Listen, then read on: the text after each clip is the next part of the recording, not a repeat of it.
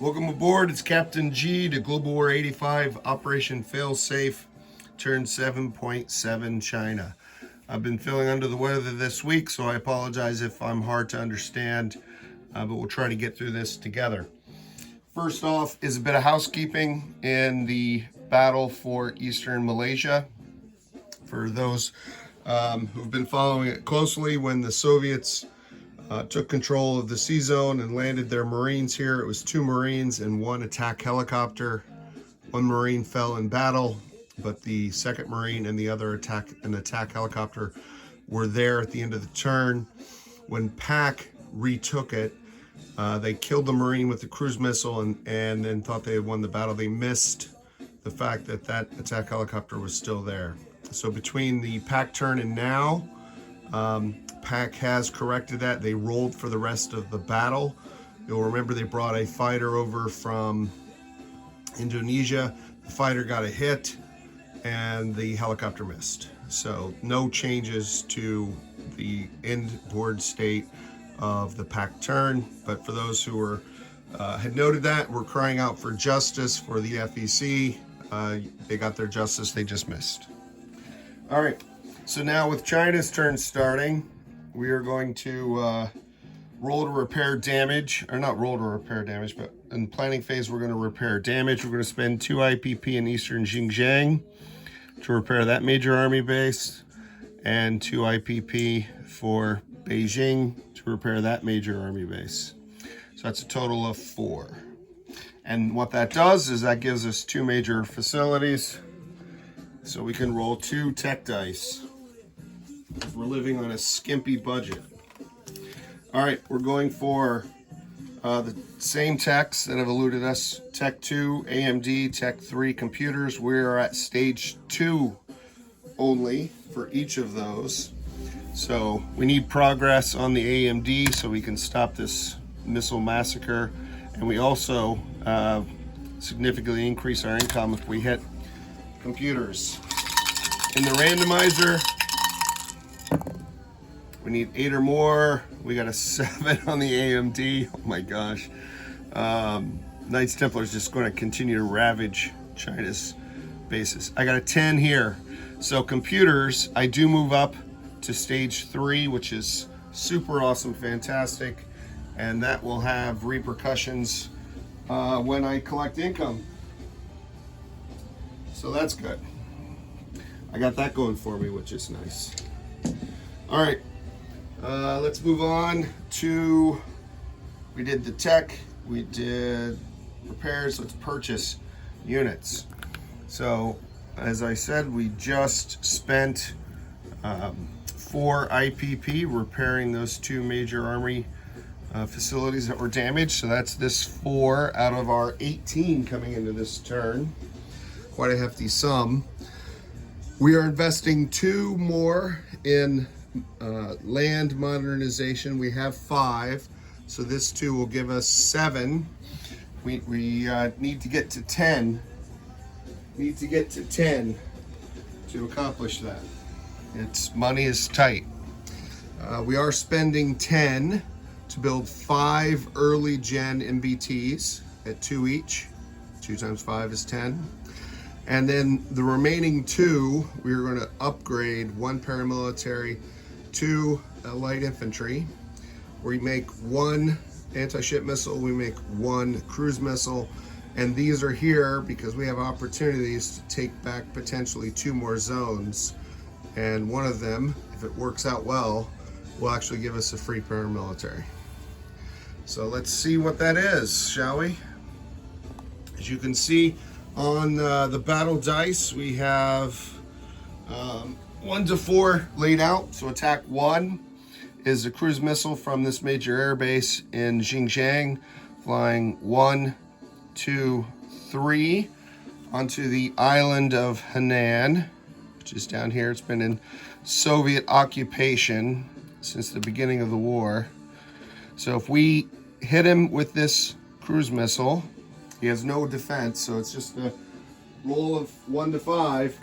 If we get him, then it's unoccupied, and the peasants will rise up, return the zone to Chinese control, and that is what actually will give us the free paramilitary, which is really nice.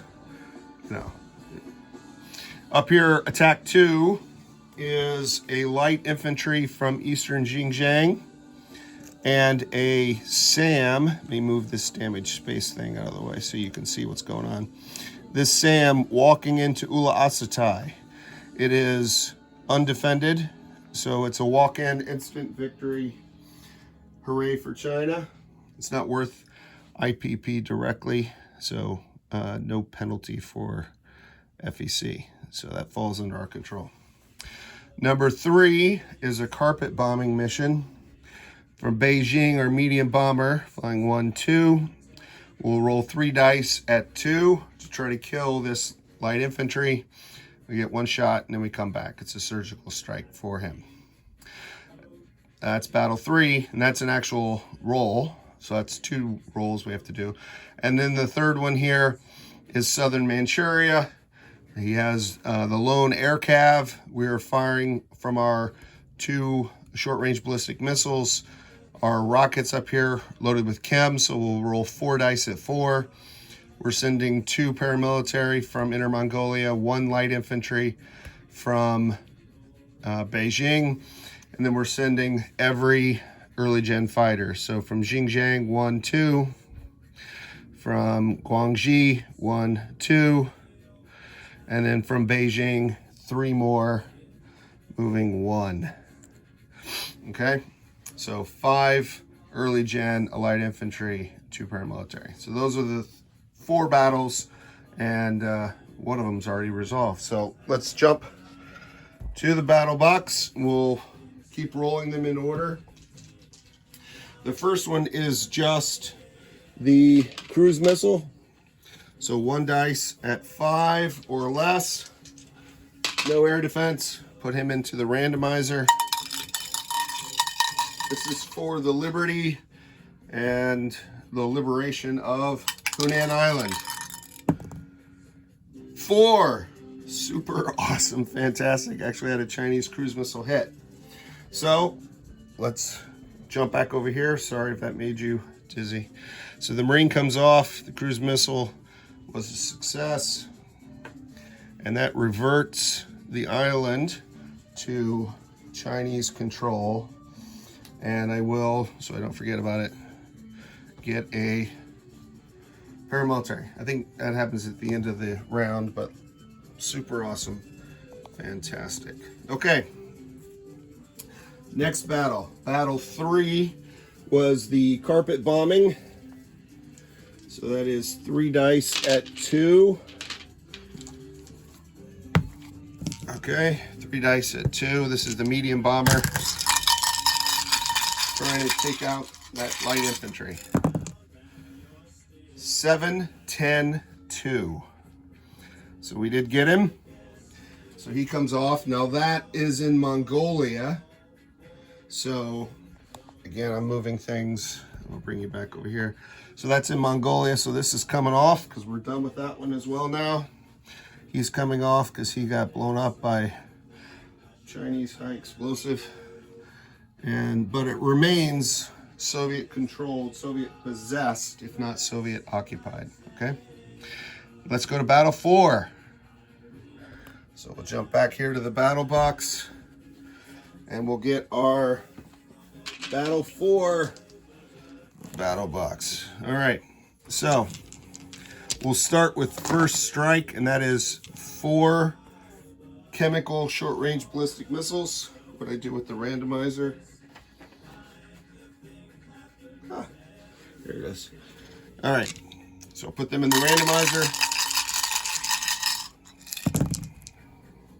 Perfect. Perfect. So the first hit just imposes chemical, but the second hit, first strike, does kill the air cav. So the FEC air cav goes by the way of the FEC Marine, and the battle is over. So just wasted a lot of fuel flying all those aircraft there, but that is the cost I'm willing to pay. So we're going to take that off. That becomes Chinese control. And I didn't lose anyone. So that means I've got 2 paramilitary and a light infantry in defense for the inevitable next wave of Soviet invaders. And the fearless leader is also looking at how to extend the Great Wall of China to cover Manchuria, because these guys just are nonstop. All right, so that completes all the combat. So let's go to non-combat. Let's land the aircraft first, and then we'll do other non-combat. So the medium bomber is just going to fly back to Beijing. All right. This guy went 1, 2, 3, 4, 5. He's going to land in eastern Xinjiang. This guy went 1, 2, 3, 4, 5. He's going to land in Guangxi. Guangxi. All right, and then that leaves 3 fighters who went up, who are just going to come right back down to Beijing. All right. Actually, 2 fighters are going to land in Beijing. My mistake. I forgot that I wanted to do that. And I'm going to land 1 fighter, 1, 2, here in Guangxi again. In Guangxi. And I'll, here we go. Okay. And I'll do a status of forces for my fellow players after. All right, let me grab my list so I don't miss other non-combats. Down here in Burma, now that the Indian communist forces have invaded into this part of the map, I'm going to move this light infantry and SAM back from Burma into the southern Yunnan. I'm going to move 1 light infantry and 1 SAM that was already there into Guangxi. Okay. So that basically leaves us alone, and those guys moved over. And I'm going to move this SAM 1, 2 into Beijing. Now in Guangxi, I also have an airborne who's going to fly up to Beijing, because I don't need him to battle those Marines anymore. And yes, okay. So that takes care of that. Let's do the snake. I've got 2 paramilitary in Gansu that are going to move to Inner Mongolia with the 2 field artillery. Okay. And I'm going to move the SAM as well. All right.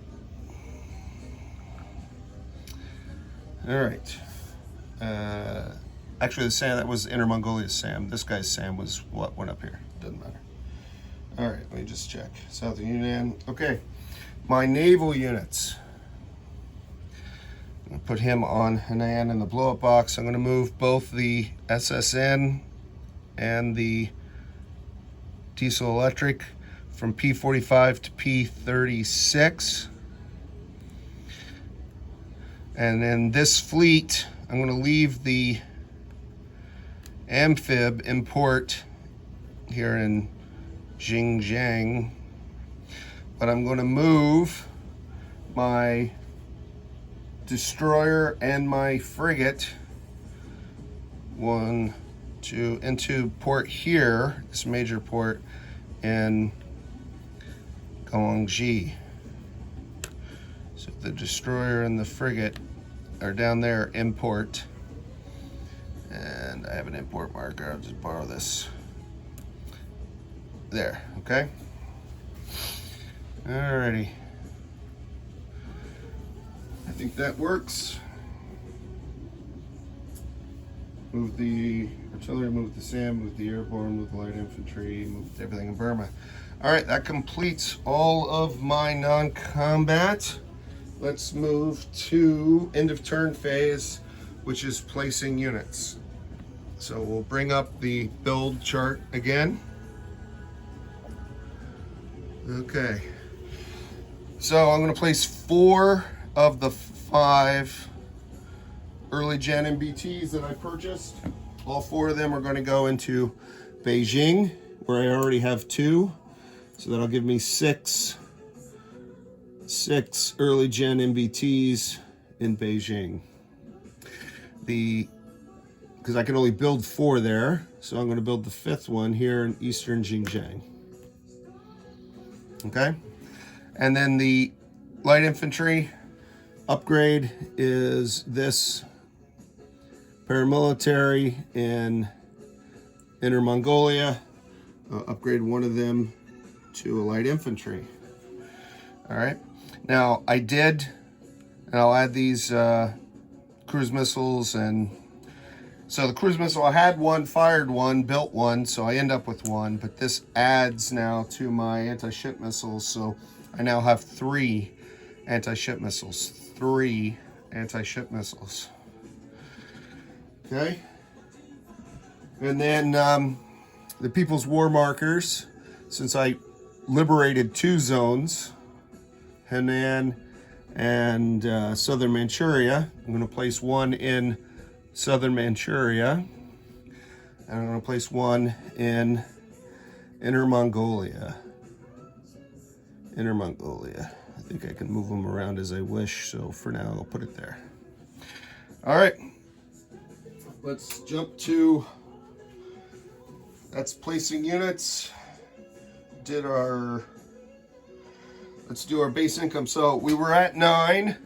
We went up 1 for Southern Man, so now we're at 10.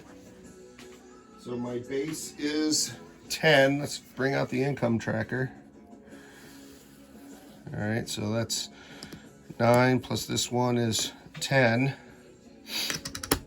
So 10, I get 7 now for computers. You see why? That's 70% of my national income.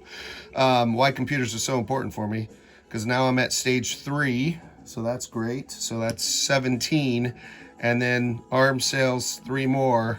That gives me 20 IPP. If all that was off camera, I'm so apologetic. I had 10, I get 7 for computers and 3, which is another 10 basically, so I'll have 20 on my next turn. And then the last thing, mushroom clouds. I'm tracking, there were 3 mushroom clouds this turn. Warsaw Pact NATO, and then the US Pacific Command when they nuked Vladivostok. So last turn I had mistakenly reported 8 because I was counting the B1 nuke, but he used that as a facility strike, so that should not have counted. So at the end of last turn, the actual fallout counter was at 7.